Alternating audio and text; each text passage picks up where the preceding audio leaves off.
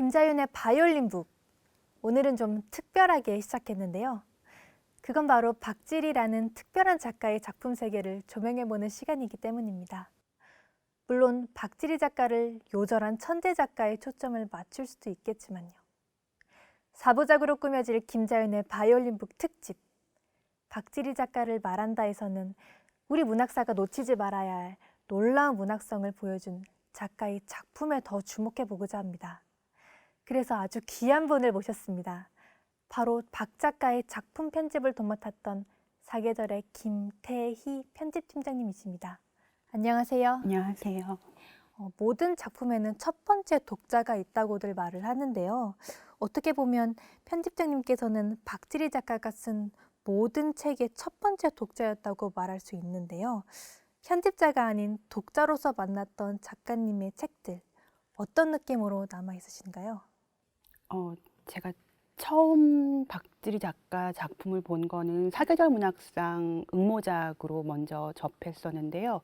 그때는 제목도 합체라는 제목도 사실은 되게 낯설고 박지리 본명을 안 쓰고 이리지라고, 그러니까 그게 알고 보면 박지리 이제 거꾸로 한 거긴 한데 뭔가 이상한 오락 게임 같은 그런 필명으로 와서 사실 신뢰가 안 가긴 했는데, 이렇게 읽다가 보니까 이 작가 뭐지 하는 생각이 들 정도로 되게 신선하고 재미있었거든요. 그렇게 첫 작품을 시작해서 맨홀이나 이제 양춘단 뒤로 갈수록 한 작가가 썼다고는 믿을 수 없을 정도로 너무나 다른 색깔을 갖고 있어서 이 작가 되게 놀랍다라는 생각을 했었어요. 아, 네. 이제 본격적으로 박지리 작가의 작품과 한번 만나볼 시간인데요. 먼저 소개할 첫 작품은 바로 박 작가를 세상에 알린 합체라는 소설입니다. 바로 이 책입니다. 표지도 정말 마음에 드는데요. 그런데 이 소설을 정말 많은 소설가가 추천했습니다. 그들이 남긴 추천사부터 만나보고 가시죠.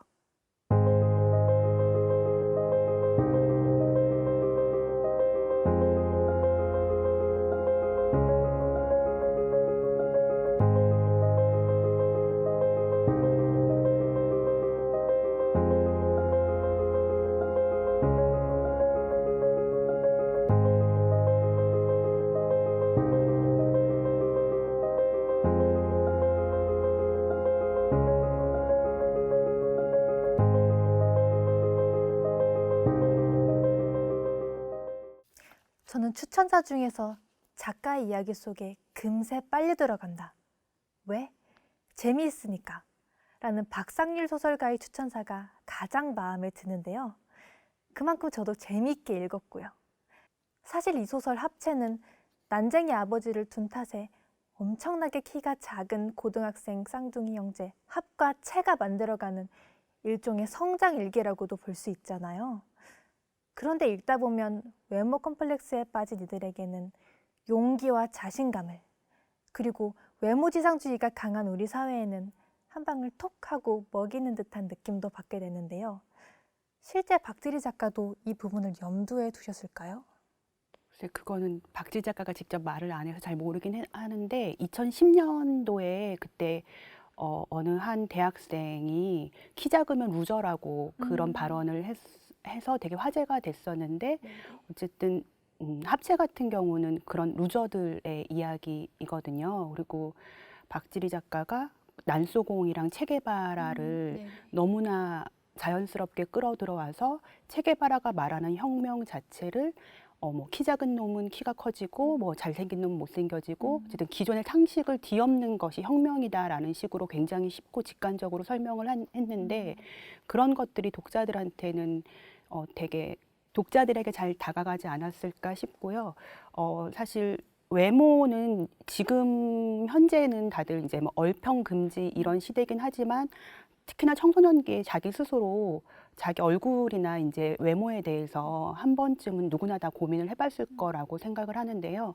합체 같은 경우가 그런 것들을 되게 좀 긍정적으로 잘 잡아주고, 거기서 합체의 아버지로 나오는 그 난쟁이 아버지가 그 좋은 공의 조건 이렇게 말을 하면서 각자 자기가 인생에서 자기한테 맞는 좋은 공을 찾길 바란다라는 것이 독자들한테 크게 다가갈 거라고 생각합니다. 네, 말씀 정말 잘 들었습니다.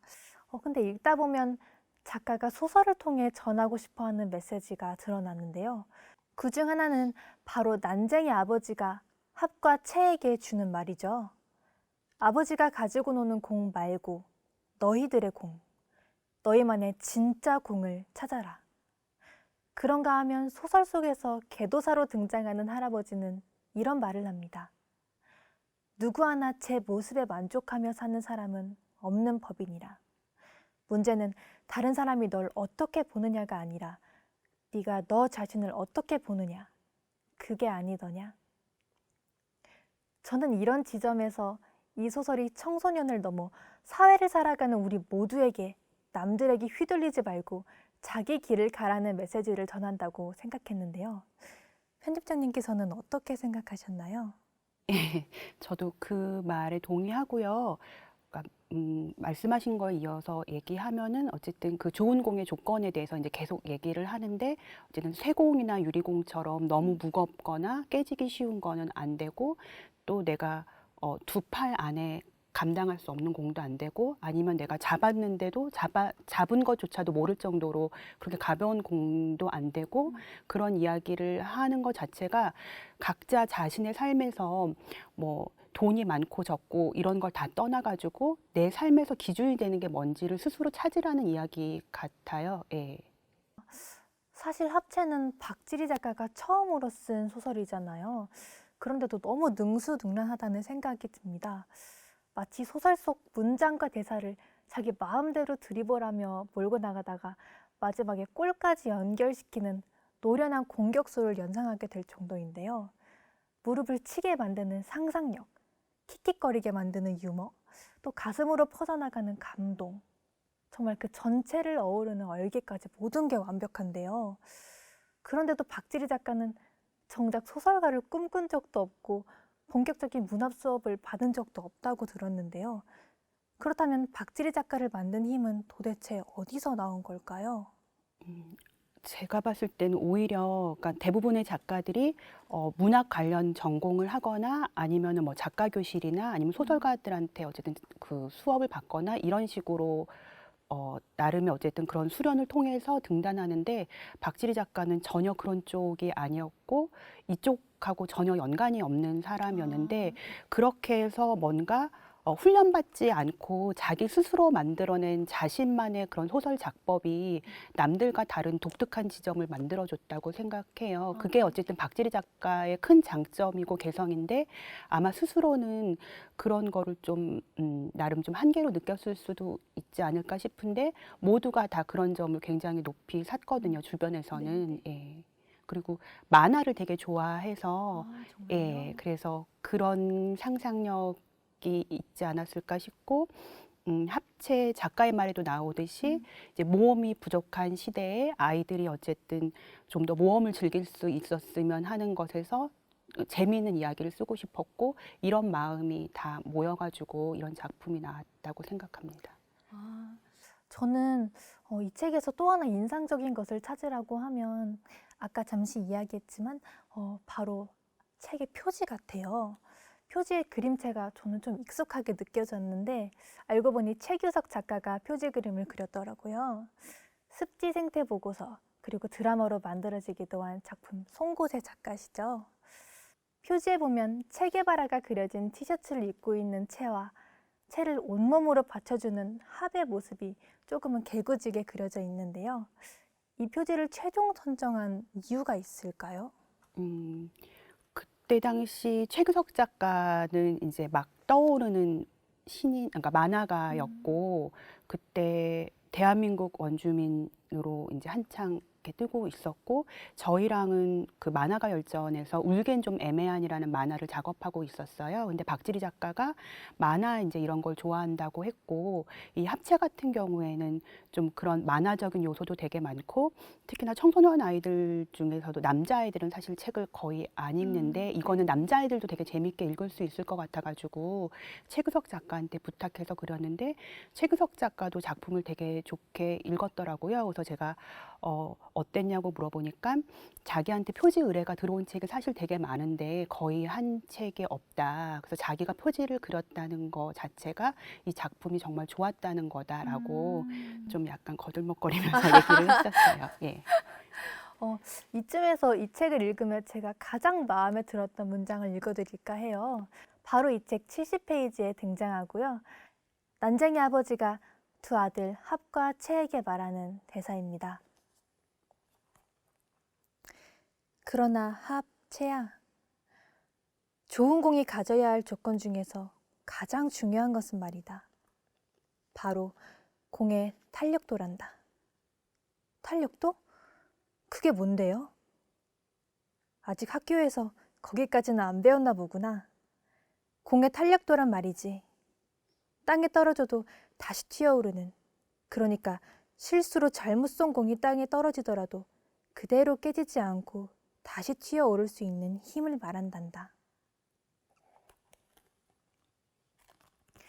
저는 이 부분을 읽으면서 제 인생에서도 아무리 힘들고 포기하고 싶은 순간이 오더라도 다시 일어설 수 있는 그런 탄력도를 키워야겠다는 생각을 했어요. 혹시 우리 편집자님은 이 대사를 들으시면서 어떤 생각이 들으셨는지 궁금합니다.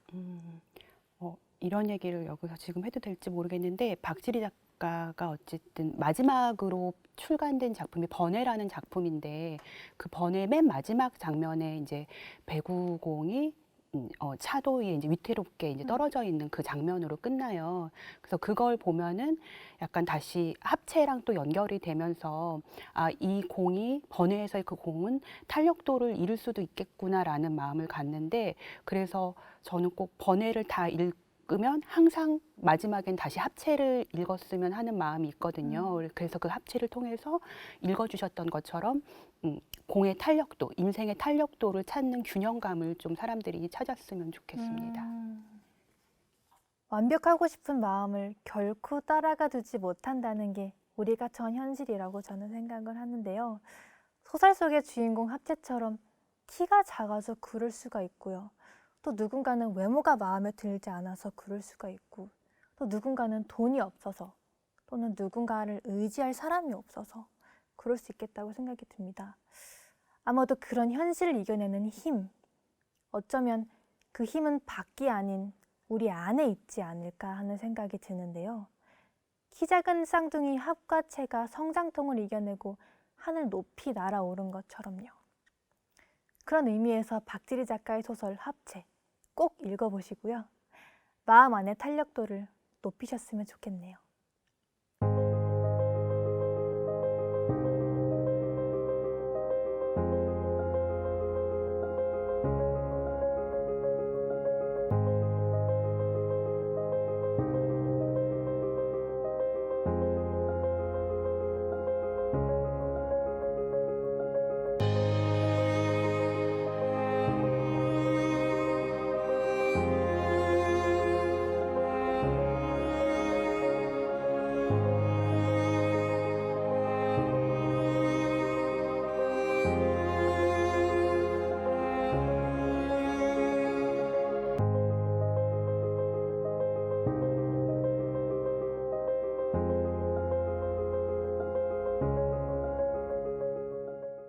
두 번째 소개할 박지리 작가의 작품, 단편소설인데요.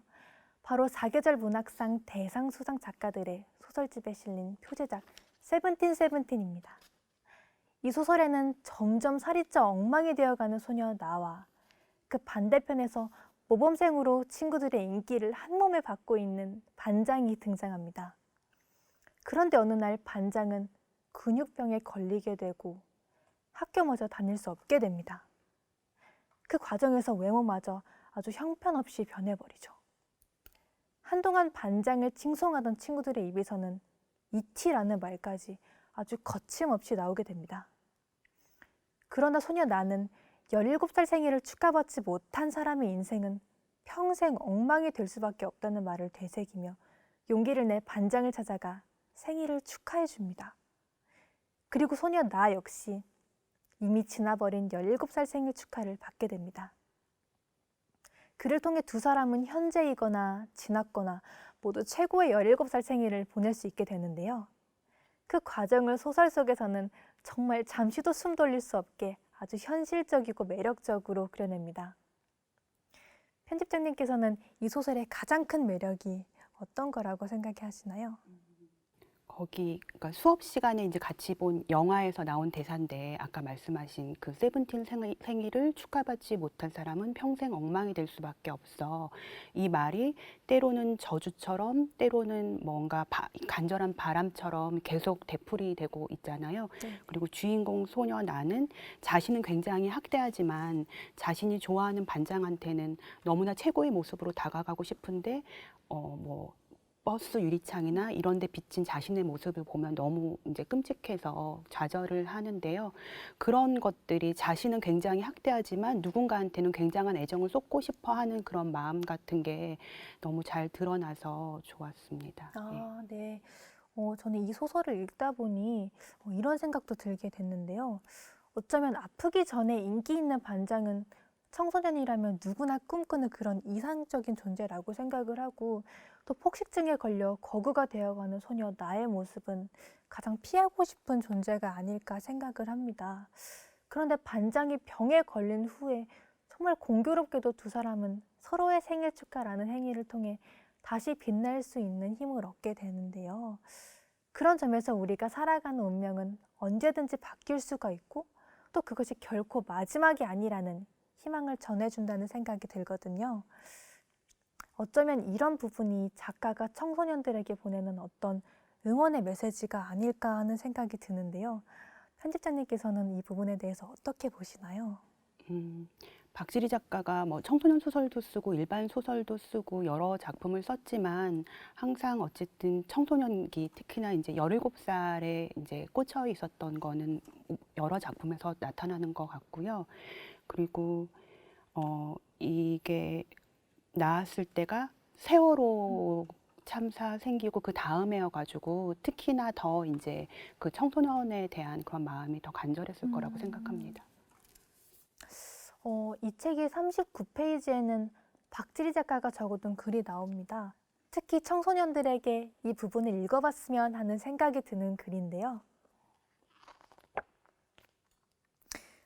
두 개의 다른 물질이 충돌하면 둘 다 부서지거나 한쪽이 다른 쪽을 일방적으로 흡수하던가 아니면 서로가 서로를 빛내주던가 하는 작용이 발생할 텐데, 아직 세븐틴이니까 서로가 서로를 빛내줄 수 있는 가능성이 많지 않을까 하는 생각으로 쓴 이야기이다.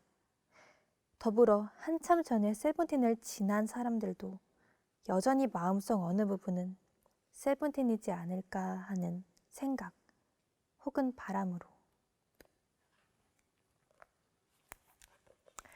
왠지 이 부분을 읽으며 세븐틴, 저의 17살도 돌아보게 되는데요.